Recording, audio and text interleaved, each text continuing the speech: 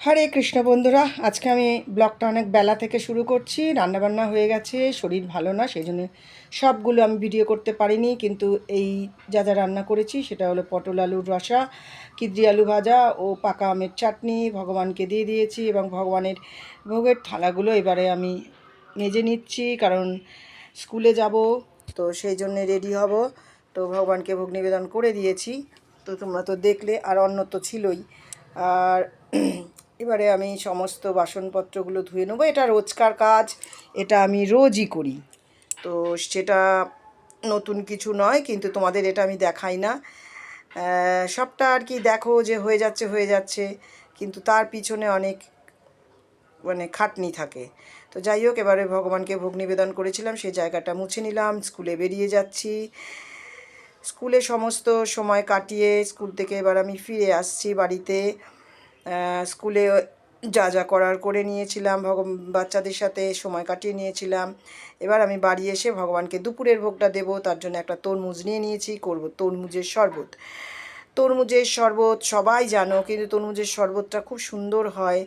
তো তরমুজগুলো টুকরো টুকরো করে বানিয়ে নিলাম, তরমুজের টুকরো টুকরো করে নিয়েছি। এবার তরমুজগুলো দিয়ে দিচ্ছি মিক্সার গ্রাইন্ডারে। তার আগে একটা কথা বলে নিই, রস আমি অবশ্যই করে নেবো, কিন্তু তার আগে একটা কথা বলে নিই, সেটা হলো যারা নতুন দেখছো তারা অবশ্যই লাইক শেয়ার কমেন্টস করো, এবং বেল আইকন অবশ্যই প্রেস করে রেখো, যাতে নতুন ভিডিও গেলে তোমাদের কাছে নোটিফিকেশান পৌঁছে যায়।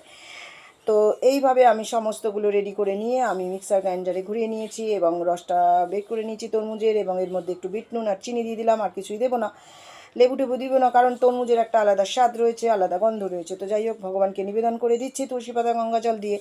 এবারে আমি চলে যাব প্রসাদ পেতে। তো প্রসাদ পাবো একসঙ্গে দুজনে মিলে, খুব ভালো লাগে, কারণ হচ্ছে বাড়িতে দুটো মানুষ থাকি, তার মধ্যে যদি একটা মানুষ আলাদা আলাদা করে প্রসাদ পাই, সত্যি খুব বিরক্ত লাগে। তো প্রসাদ পেতে পেতে অনেক গল্প হয়, কথা হয়, সারাদিন তো কথাবার্তা হয় না, শুধু কাজ আর কাজ। তো যাই হোক, এবার প্রসাদ পাওয়ার অন্নপ্রসাদ পেয়ে আমি করে নিলাম, ওই শরবতটাকে পেয়ে নিচ্ছি। শরবতটা দারুণ হয়েছে। তো বন্ধুরা, সকলে আমার ভিডিওটা কেমন লাগলো বলো, আর সবাই মিলে আমাকে সাপোর্ট করো, যাতে আমি আরও আরও আরও আরও এগিয়ে যেতে পারি। তো এবার বিকাল হয়ে গেছে, আমি বসে পড়বো মালাটা নিয়ে, কারণ আমি এই সময় প্রত্যেক দিন 4:30-র সময় আমি মালা জপ করতে বসে পড়ি, এবং মালা জপ শেষ করে আমি চলে যাই ভগবানের রাতের ভোগটা বানাতে। তো আজকেও তার ব্যতিক্রম হবে না, চলে যাব রাতের ভোগটা বানাতে। তো রাতের ভোগটা বানানোর জন্য আমি দুধ গরম হতে দিয়েছি, এবং ভিনিগার দিয়ে জল দিয়ে মিশিয়ে ছানাটাকে করে নেব।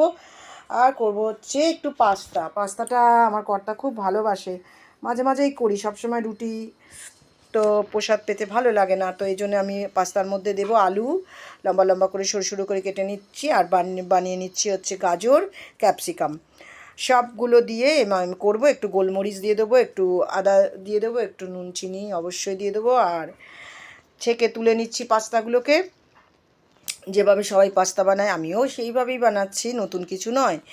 তো যাই হোক, গোলমরিচ দিয়ে দেবো যেটা বললাম, আর দিয়ে দেবো আমি সস, যেটা নিরামিষ সস আমি ব্যবহার করি ইস্কন মন্দির থেকে এনে, মিন্টো পার্ক থেকে। তো যাই হোক, সব কিছু দিয়ে দিলাম, হয়ে গেল ভগবানকার কাছে। এবারে নিয়ে চলে যাব, ভগবানকে ভোগ নিবেদন করে দিয়েছি।